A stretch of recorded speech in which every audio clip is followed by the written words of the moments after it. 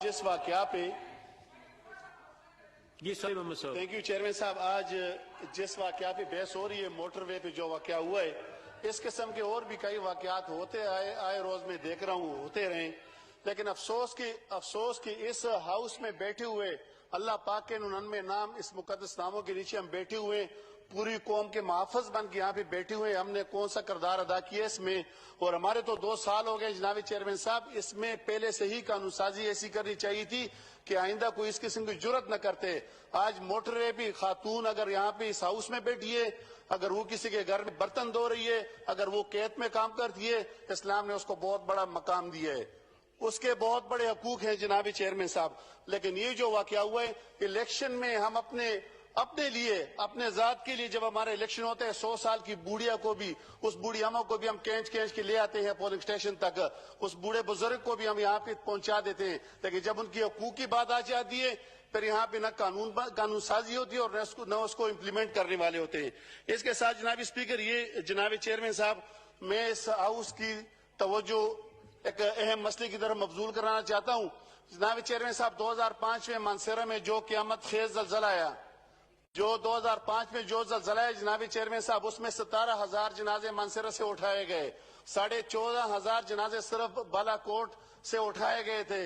लेकिन जनाब चेयरमैन साहब, वहां के लोग आज भी शेल्टर्स पे, उनको मुतबादल एक जगह दिया गया कि जी आप ये बकरियाल सिटी के नाम पे उनको जगह अलाट कि जी ये आपको अलाट करेंगे, और वहां पे वो लोग आज भी शेल्टर में बैठे हुए हैं।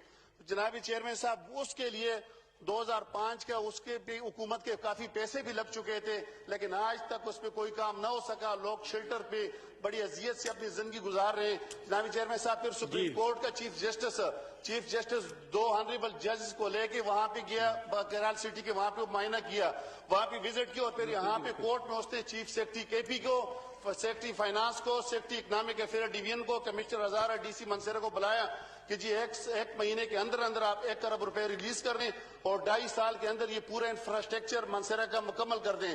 लेकिन जनाब चेयरमैन साहब, आज भी मनसेरा के लोग अगर रिवेन्यू की बात आती है तो मनसेरा के लोग, हजारा के लोग सबसे ज्यादा रिवेन्यू जनरेट करते हैं हर जगह में।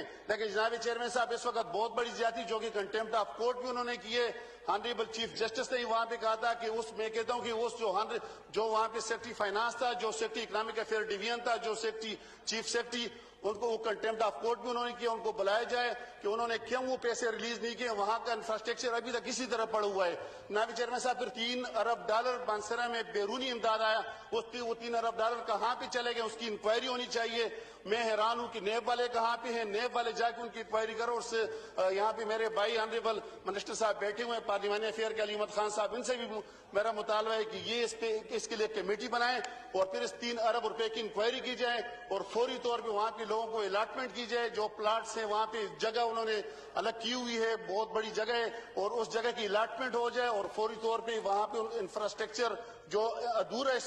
इस वक्त मानसेरा में पानी की तकलीफ है, इस वक्त रोडों की इंफ्रास्ट्रक्चर मुकम्मल तबाह हो चुका है, तो $3 अरब कहाँ पे गए, उसके हिसाब चाहिए। मानसेरा के लोग उसके हिसाब मांगते हैं। तो ऑनरेबल मिनिस्टर साहब से मेरी दरख्वास्त है कि जरा इस पे हमें मुतमईन कर ले, ताकि मैं वहां पे लोगों को मुतमईन कर सकूं। जो सालिम अहमद साहब ने कंप्लेंट की है मिनिस्ट्री की, मुतलका मिनिस्ट्री को भिजवा दी जाए। Thank you.